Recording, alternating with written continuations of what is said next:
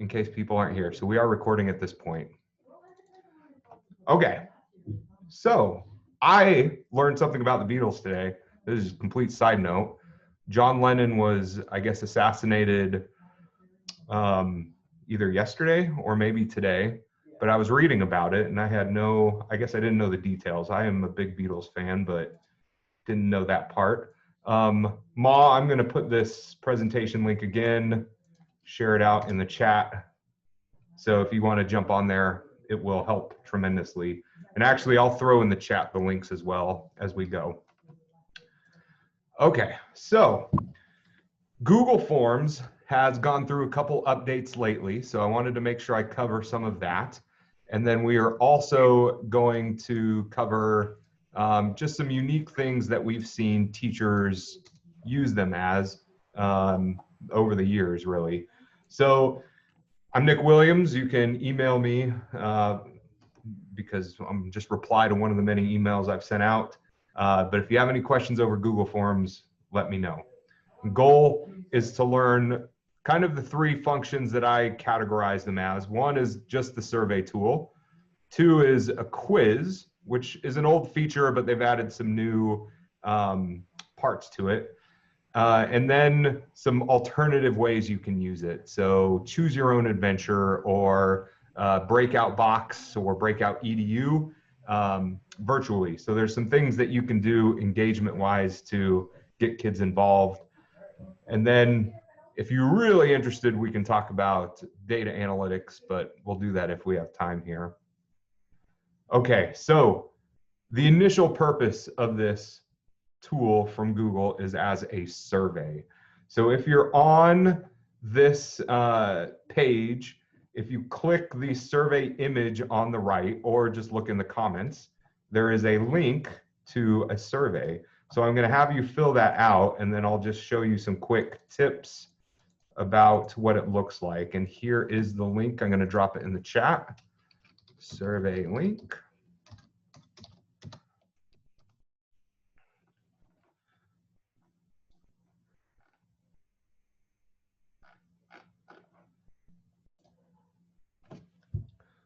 But go ahead and take the time to fill that out. We will need a couple responses. There's 5 or 6 different types of questions that I threw in there as well.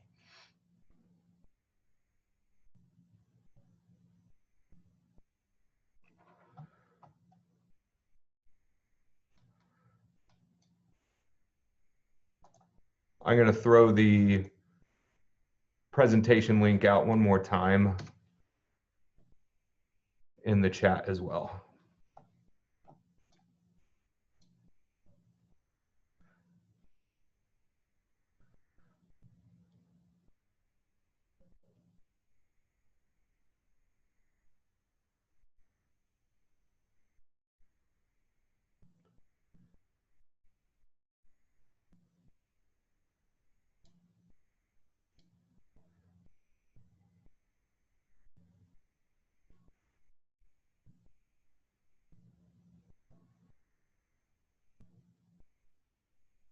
You can see kind of on my screen, the responses are populating over here. So we have 4 in right now. I'll give it a 5.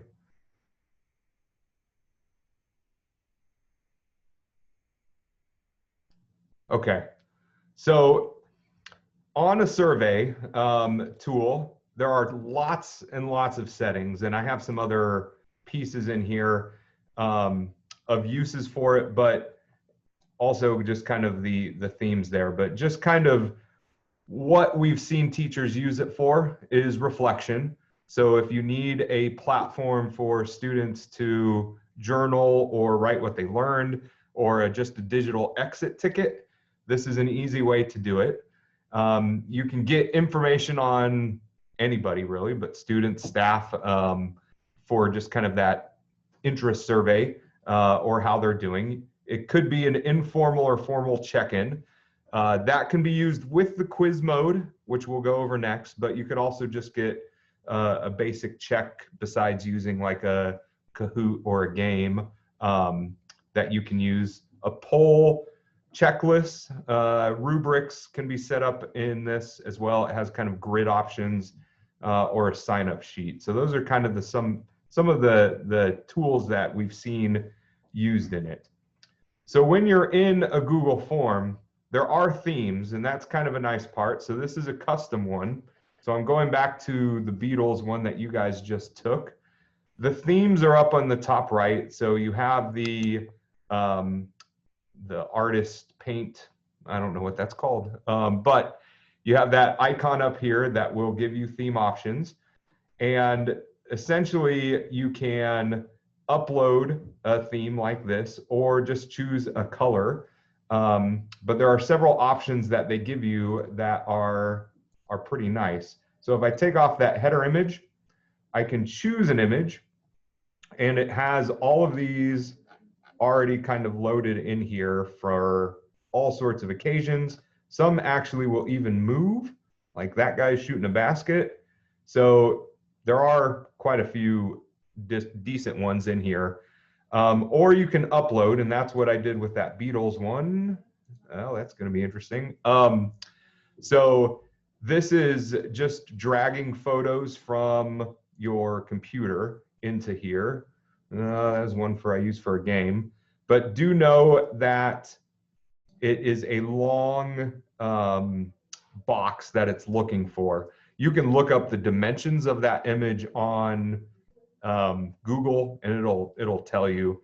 But like we have one that we use for BCSC, and we had to custom make it to fit so that it's not stretched and it doesn't look too grainy. But then it'll actually match the colors to your theme as well. But you can see how grainy that is with that image. So that is the theme options, which are pretty nice in there. You can preview it with the eye, but I think the most important thing that we can talk about are the types of questions. So it will first start off with a title. You can put a description in the title, but I will tell you, if you want it to stick out, this ends up looking pretty small if it's all of your directions right here. So what we commonly do is that we will just add another title in here and write out the directions. So please fill out all of the questions by next Friday. And then what that does, and I can put that here versus here, just to show you the difference, it will actually put it on a line, and in some themes it'll make it a different color versus just kind of some text that we find just gets lost under the title. So that's at least one of our recommendations, is to make sure if you have something that you really need the person to see, students or otherwise, make sure you use that title. You can enter images, and you can enter images per question or per answer. So I have the option to add an image to each of these answers. And then there are a multitude of options here. So I'd like to just briefly talk about each one. Short answer is just that, one line text. However, you can do data validation in there, which is what we'll use eventually when we talk about breakout boxes. The paragraph is what it says, full paragraph. They can hit enter, you can put in addresses, things like that. So if you're wanting things that take multiple lines, just use paragraph. It will actually look the same as a short answer, but there's that. Multiple choice only gives them one option to answer. Check boxes will allow them to do multiple answers. So that's what is your top 3 favorite albums. Those two will also let you add an other box. So on this question here, I added other at the bottom, and they can write it in. So the other question type with multiple choices is drop down. Drop down, if you have a long list, is really hard to do on a phone. So just kind of, if you're thinking about devices, we typically don't do drop downs on phones because you have to scroll a ton and keep that drop box open, and it's just a hassle. And it will not allow you to put in an other category.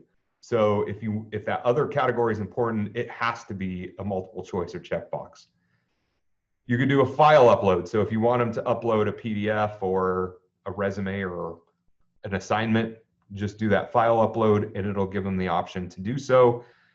One of the things, if it's a shared survey, the person who owns the survey is the only one who has rights to those files. So like North collected senior pictures at the end of the year, and I think like John Green was the only one who had access to them. He had to go in and do sharing rights within a folder that it creates. So just know that not everybody will have access to those files that are uploaded. The scale, I think I put down here. So it's kind of a rating, which you can change the number, and it'll allow you to mark the first and the last one, but not the middle ones. And then the grid choices, I didn't include in any of them today, but multiple choice allows you to select one, checkbox allows you to select as many as you want, and then you can do date and time. So that is the question options. And again, this thank you at the bottom was a title screen. You can also add a YouTube video, which I do in another part, and also add sections there. Any questions over that stuff? Options within there? Some of the limitations for this is that under the settings, and this is just talking about results at this point, you can collect email addresses and it will put in a space. If you restrict it to users within your organization, then it will force them to be logged into their Google accounts, which is typically a barrier for some students. So we almost always uncheck this, but it is a default setting that it's just within BCSC. Limit to one response requires you to be signed in as an email. So the limit to one response requires some type of sign-in to get there, so please be aware of that. You may have some people not have access to it if they're not signed in, but that's really the only way to limit to one response. And then the other ones, the edit after submit or see chart or summary, that's pretty self-explanatory. And then the presentation, this bar at the bottom is what it says at the end. So if you want to tell them something else after they've submitted, you write that in under presentation. And you can actually, it's defaulted to show another link. So if you don't want them to take it again, you have to unclick this. Otherwise, it actually prompts them to take it again. So there are some weird prompts there that we always uncheck there so that they're not trying to take it again, especially if we only want them to take it one time and we don't collect email addresses. Okay. Any questions yet? You all good? All right. So then the responses, this is nice as it will give you a chart of all of your replies. So Paul, it's probably my favorite too, is this group's favorite Beatle. These charts are created by Google, and the only thing you can do with them is copy them, but you can copy them and paste them into a slide deck or whatever you want, or just show your class this. It is hard to recreate. So if you're going to try to recreate these, you have to do it on a spreadsheet. And then this is what the check boxes look like. So this was multiple choice, so you can only choose one. This is the checkbox. It actually will graph them all out. Favorite 3 albums, most people put Let It Be. So there is those. I'm not sure. That's a good answer too. And then the ratings gives us a chart summary, and then you have all of the write-ins. So the other thing you can look at here is look at it by question or look at it by individual. So I could go through, this was anonymous, but you can go through and look at all of them in this area here. And you can print it from there too. If you want to turn it off, so you've closed it off and you don't want any of your other classes to take it or students, you have to go to this responses and just click that. And that is the only way to turn it off. I guess you could delete it, but that's obviously not a great option either. But that is always under responses, slide bar, turn it off. And you can turn it back on and it'll be fine. So the other part of responses that's nice is that it will create a spreadsheet for you.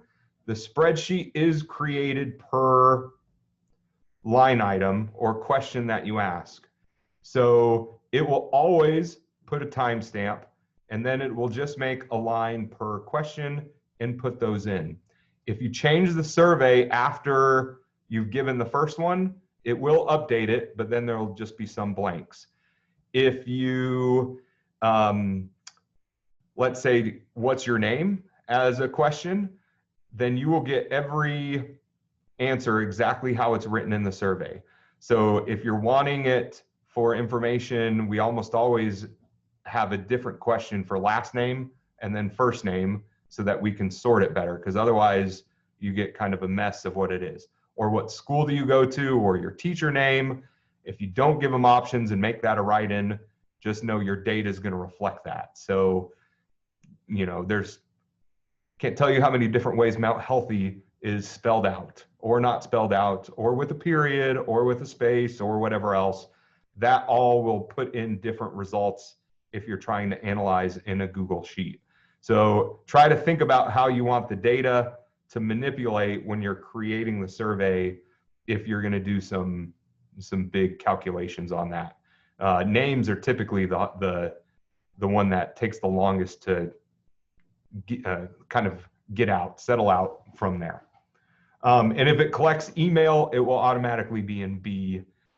You can manipulate the data and still have the survey open, but it will add a line in for every new answer. So it does get a little messy. We typically copy it over to another tab and go from there. Okay. Any questions on responses? You guys are all very quiet. Okay, so let me go back to organization. These are the type of questions on here. And again, kind of think about long versus short. And I think I went over that. The responses will give you that quick view, which isn't customizable. So there is no way to change any of these. They're just there. And then the spreadsheet is where you have to create charts. If you want something specific, can turn it off, can limit responses, but understand that. And you can scramble and show progress on the bottom. If you have a really long one, that's all in the settings here. If you have a really long one, to show progress bar with multiple sections, that may be a good idea. If you're using it as a quiz, I would recommend putting them all on the same page so you can print it off if kids can't take it online. Same as with its learning as well. Okay, ready to move on to quiz? Yes? Okay, so that quiz option is going to be still up in settings, but as a quiz, and you have to turn it on to make it a quiz, but then it'll make it a quiz. So let's do the example here, which is in here. So if you click over on the right or the link down below, it will open up a, oh, I'm not showing it up. Let's try this. Try the one on the bottom and I'll drop it in the chat. You guys having any luck with that one? Yes, should look like this. It's only 3 questions, but just kind of know I am grading it. So, but I didn't collect your names, so no shame.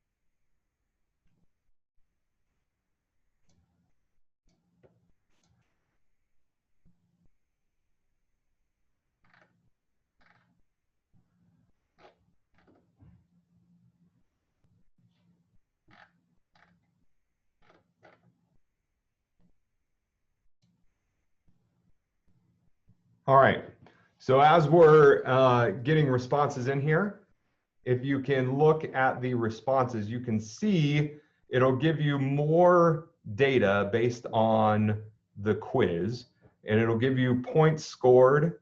And then for the kind of the frequency of missed questions, who is the oldest Beatle? That is Ringo Starr. He was actually the last one to be added as well. So 2 of you got that right. First album released was Please Please Me, which two of you got right.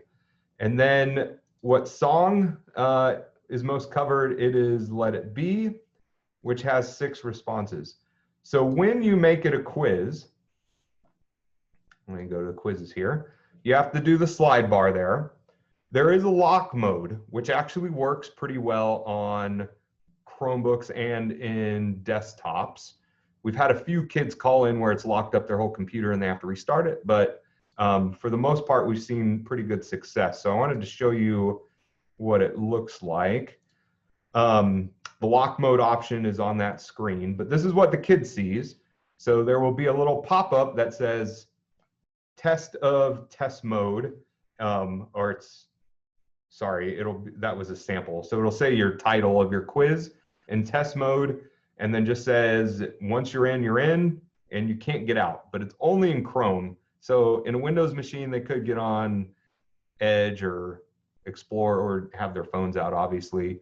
But this does lock it down. They start the quiz, and when they finish it, it will put them back in normal view. They don't have to restart it. They don't have to do anything like that. It just pops up that screen. They hit OK, and then it moves on. So you can release the grade immediately after each submission or later. And then you can have the respondents see if they missed it, if they got it correct, and points valued. So then the trick is when you're in it and building it. So first off, you have to understand if you want to make it required or not, and just slide it over if you want to make it required, which I think on a quiz you would have to. They can't submit it unless they put that in. But it will ask you down on the bottom here if you want it to have an answer key, and then you mark the answer that is correct, and then you're able to put feedback on. So that is the feedback that they will see depending on how you have those settings set up. And then it'll give a point value. So the points are up here. I made them all 1 point, but you can make them as many as you want. And then this is a multiple choice, which has it marked as please, please me, required, 1 point. And then the feedback, which did you guys see? I guess I didn't test this and take it, but hopefully you saw some feedback. The short answer, paragraph won't allow you to do anything, essentially to grade it automatically. But short answer, it will. And that's going to be a key with breakout boxes.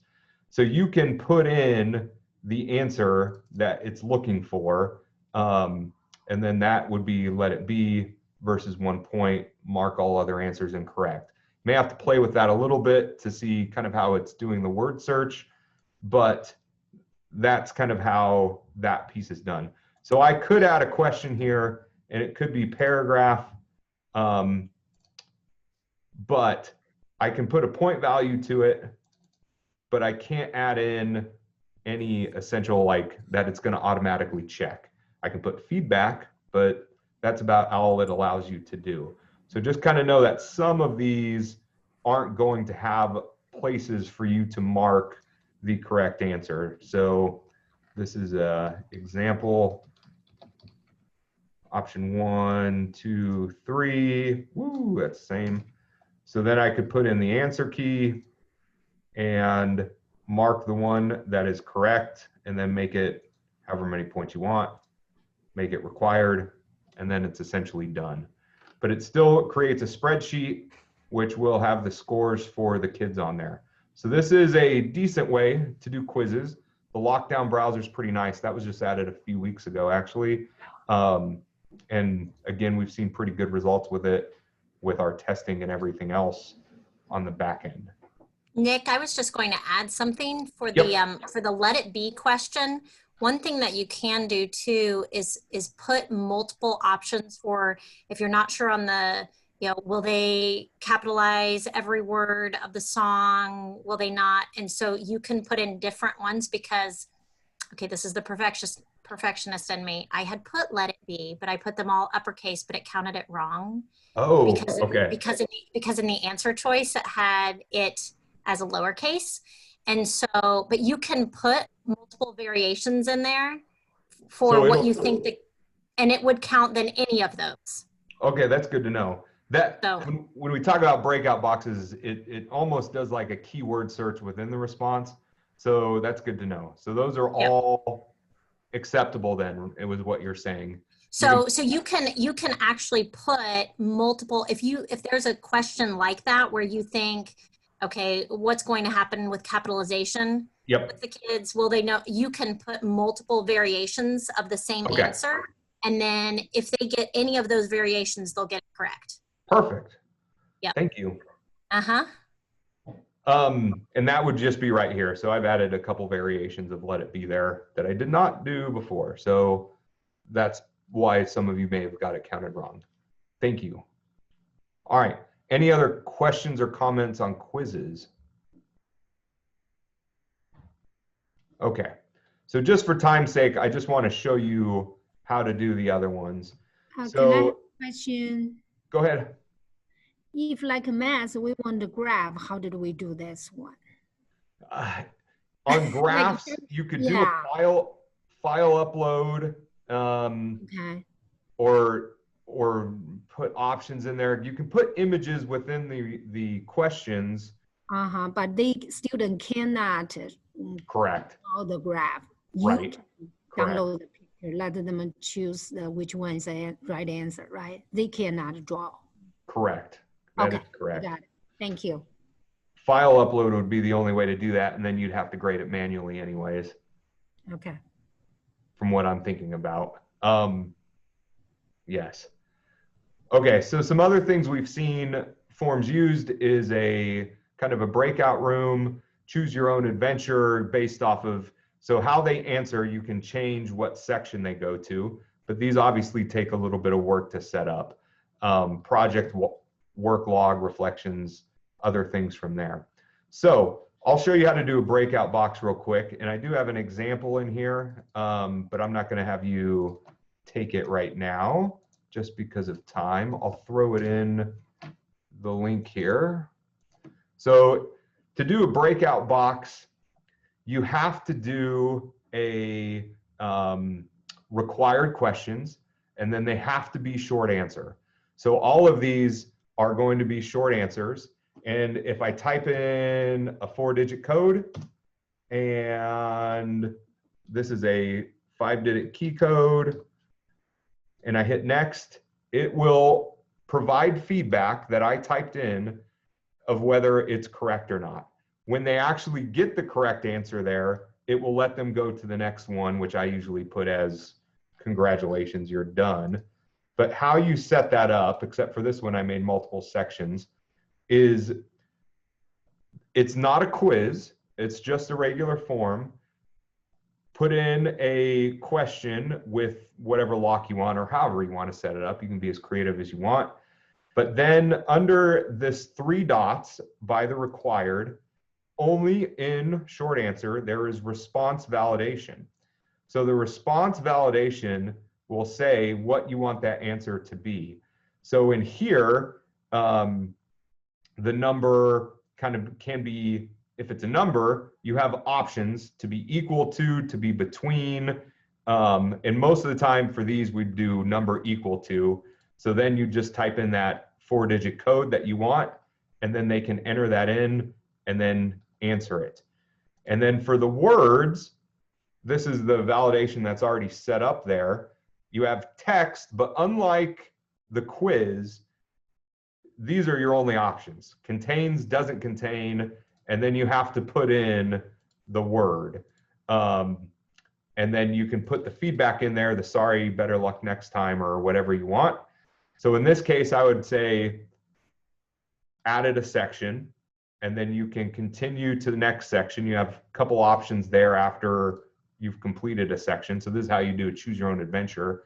But this would be another lock type, short answer, that 3 dots, validation, response validation, and then you can put text again, and then it'd have to be kind of what you'd want, but you'd have to give them pretty explicit directions.